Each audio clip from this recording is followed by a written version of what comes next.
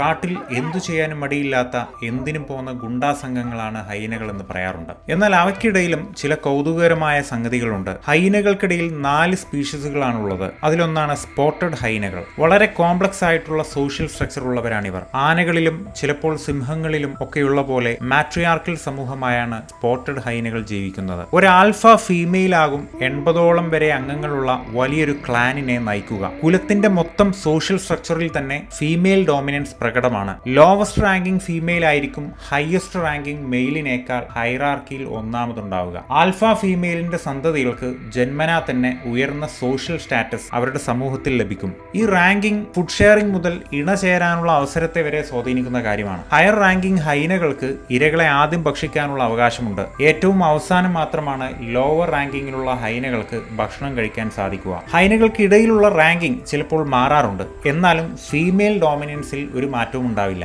സിംഹങ്ങളിൽ നിന്നും മറ്റ് ഹൈന ക്ലാനുകളിൽ നിന്നും തങ്ങളുടെ ടെറിട്ടറി സംരക്ഷിക്കാനും വലിയ ഇരകളെ വേട്ടയാടി പിടിക്കാനും തങ്ങളുടെ ഐക്യവും സഹകരണ മനോഭാവവും ഹൈനകൾ ഉപയോഗിക്കാറുണ്ട്.